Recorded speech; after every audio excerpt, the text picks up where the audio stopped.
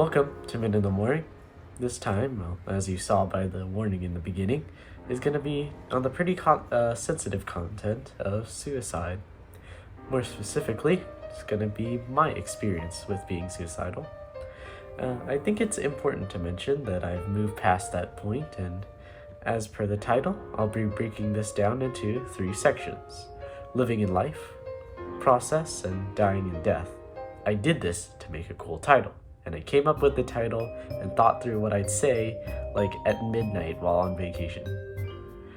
So I thought about doing it a lot in the past, specifically the summer approaching the 9th grade, and after a lot of thinking, it was a pretty simple equation that I devised to logically say when I should actually get to the point of doing it.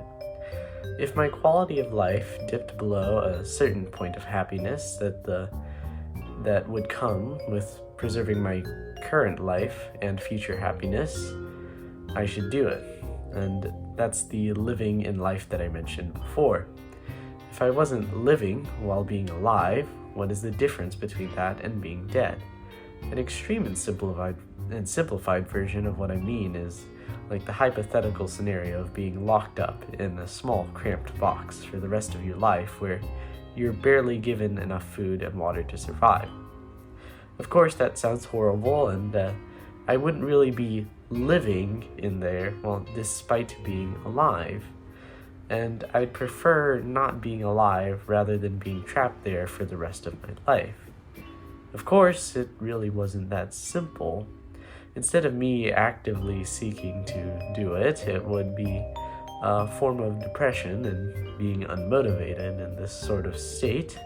The only thing motivating me to do things, were the consequences of my actions, and I did things because I had to. It felt like there was some sort of time pressure for me to actually carry it out, and that I would someday, but maybe not today. I think back and realize how ridiculous it all was, but I think forward again and realize how easy it is for someone to turn suicidal. I came to this realization after everything, and actually quite recently. It came to mind while I was discussing a dream that someone had, and I was discussing it with them. And I believe that it was a quote from the Joker, corny, I know, but it only takes one bad day to reduce the sanest man alive to lunacy. And just like insanity, it only takes one bad day, or any sort of bad string of events, to turn the most stoic person in the world into self-loathing and a hate of living. I realize how easy it is for me to totally go off the deep end, and this moment of stability that I now have isn't so stable as I thought it was. So I thought back. While I was thinking of doing it, I wasn't necessarily afraid of the dying part, and even now I'm not afraid of perishing. It's just how much pain I would experience before I did.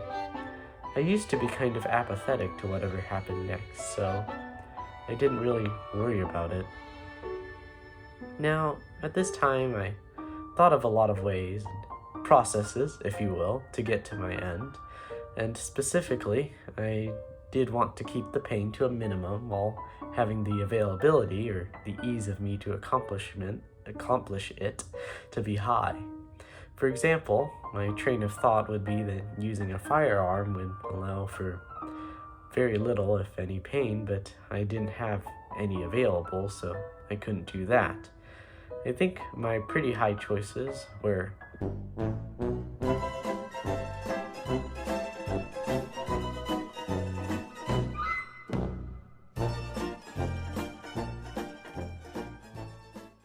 It's like the most available methods were the most painful, and the least painful methods were the least available. I guess that's how it should be to discourage suicide in a way, but that was how I found it, and it was quite frustrating to me.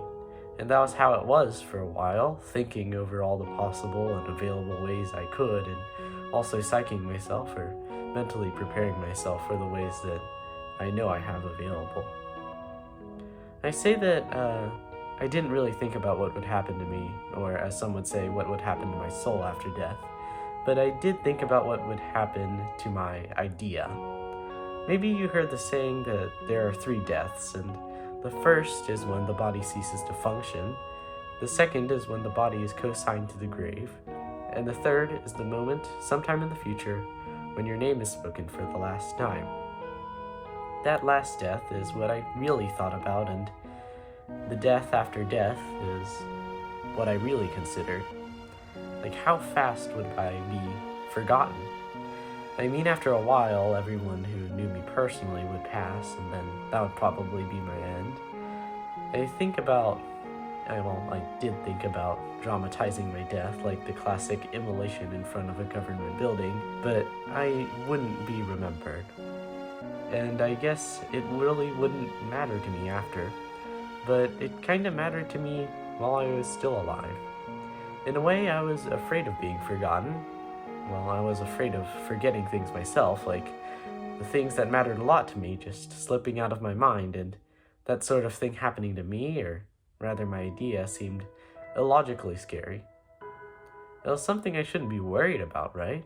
Like, if I did it, I would never have to worry about it again, but I still did. I realized how great it was to have so many encouraging moments to happen all at once I entered the 9th grade. Of course, I was in band, and then it came to marching band. It gave me a purpose, a group of people to be active with, and that distracted me from planning anything because I was just so caught up with everybody. I met with so many amazing people, and some people, although I interact with less, I still hold dear for their impact to me. It's been like 2 years since 9th grade now, and I see how much I've changed and how many memories I've made, even with just the freshmen. And the memories I've made, it's just truly surreal. During the summer before 9th grade, I didn't really have a purpose or any sort of short-term goal in my life. Having it all there when the year started really helped me become a more confident person. I would say that although it is a dark point in my life, I'd rather have it then and realize all I have rather than go through it in adulthood where I had many more means, or it was more available for me to end it. I wanted to say all of this because, well, I've been thinking about it a lot whenever I have free time. Like, I think about my past self a lot when in the shower or in bed before I go to sleep. It wasn't one person or one thing that kept me down, or it wasn't one person or one thing that lifted me out. It's a combination of things, and that's usually how it is in life. I'm not gonna do any sugarcoating, I'll just say it, that I still do have intrusive thoughts. Actually, they've come up quite recently, telling me how it would be nice to cut it off. Probably by the whole summer lack of purpose without band camp and the omnipresent irrational paranoia that I have about making the wrong decision on moving. It's probably because of a lot of reasons as well. Well, not probably, but it is also a lot of other reasons. But what I'm trying to say is that I'm doing better, and I know that these thoughts are the direct opposite of what I intend to do with my life.